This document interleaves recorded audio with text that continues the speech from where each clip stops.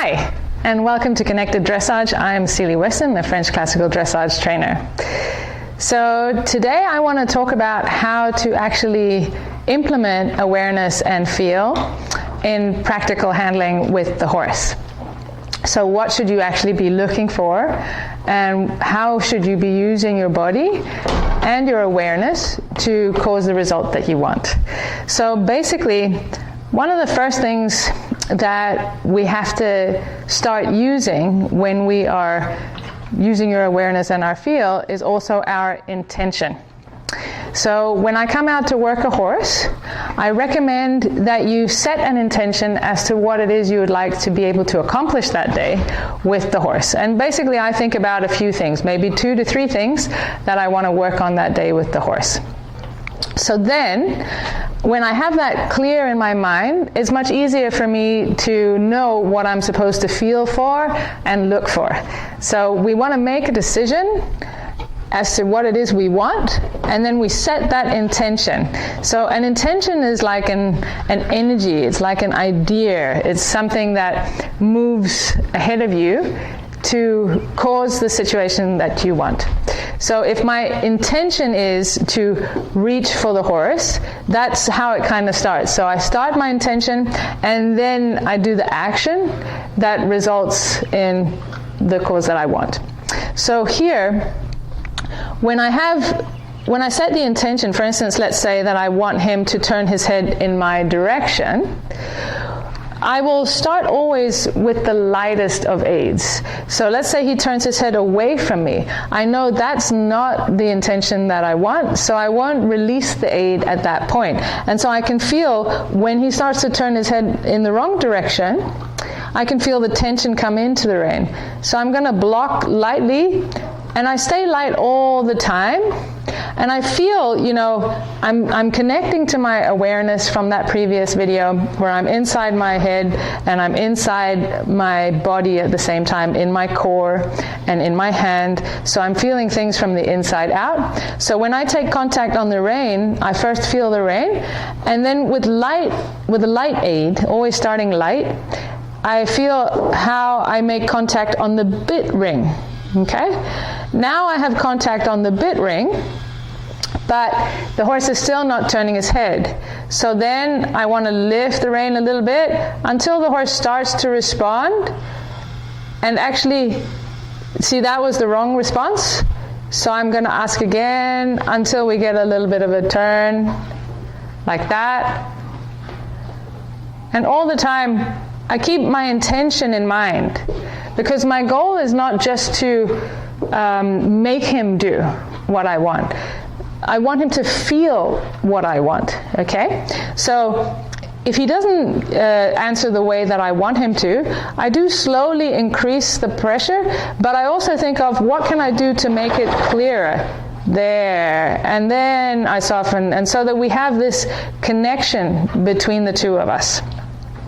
It's not necessarily about dropping the contact every time, because when you take contact like that and then you drop it, the bit is moving a lot in the horse's mouth. It's nicer to take contact gently, so that I feel taking contact to the rein and then taking contact to the bit ring, and then I should start to feel some natural resistance in the other end, which is the weight of the horse. And so when he starts to respond, I start to soften. Yeah, good. Okay, and there. So, taking contact to the rein, taking contact to the bit ring, then getting clear in your mind what it is you want, and waiting for him to follow the feel. Yeah. And so here he's a little resistant. Okay, so I'm gonna, there he kind of let go. So then I'm gonna soften again and let him know that was the right decision.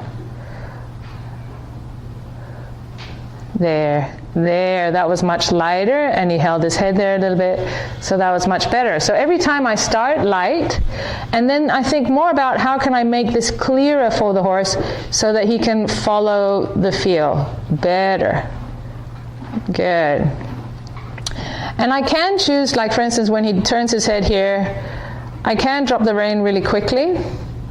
And so if I do it that way, it's to teach him, yes, that was 100% correct, but it might not just be that comfortable in his mouth for us to lose connection. So I'd rather that we follow each other's feel all the time.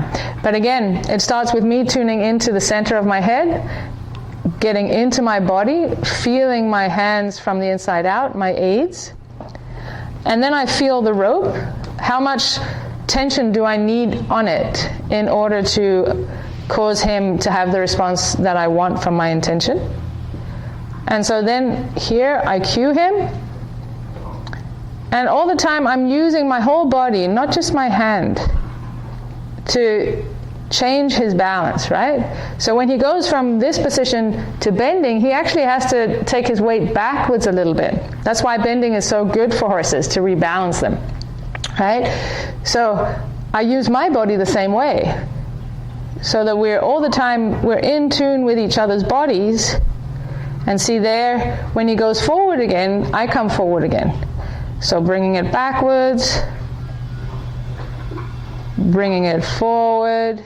And if he brings it a little bit too fast forward, I might work on that for a moment, so that we stay there. That was more connected, more soft, right? So that's how I want you to use the aids and your senses and your feel to get the horse to connect with you and follow your feel, right? So when you take that contact, be conscious as to how are you taking it. So I can also take the contact from back here. And again,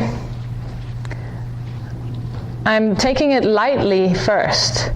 And I'm feeling into my body as I want to shift his weight backwards here. So I'm going to take there. So I feel my hand come into contact with the rein, come into contact with the bit ring, so that I feel the rein connecting with the bit ring. And then I feel the bit connecting with the horse. And there he shifted his weight backwards. So that's exactly what I'm looking for. Now, you heard me maybe click a little bit, because I don't want to just go to a stronger aid. Instead, if he's not doing exactly what I want at the time that I want, instead, again, I want to connect him to my intention, to my energy. Okay, so intention is energy. You might also use it as energy could also mean impulsion, that you create some energy into the horse so that they can better respond to the aid. Again, it's about following the feel. So not making the horse do something, but allowing the horse to figure out what it is you want. So here, I'm lifting up and I'm shifting my body weight, and he's lifting up and shifting his body weight. And I can shift it forward and allow him to stretch out a little bit, and I can shift him up and back, like that.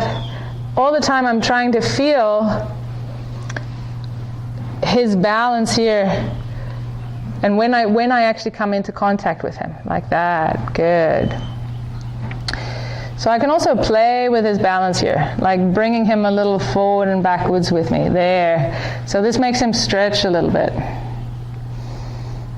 Okay? There, good. And I just make sure that I release the rein.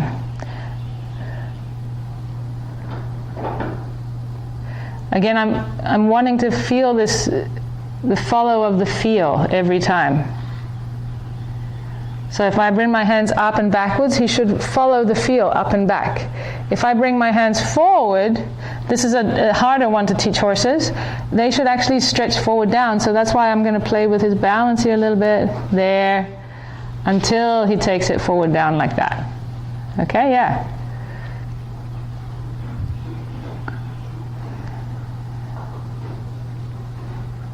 Good. So that's the neck extension. Okay, and that's just from the giving hand, nothing else. So again, I want him to follow the feel upwards, and I use my whole body, not just my hands. And so the taller I want him to get, the more I stand up and sit back on my own legs here. So I make sure I'm not leaning forward. And if I want him to lean forward, then I can lean forward.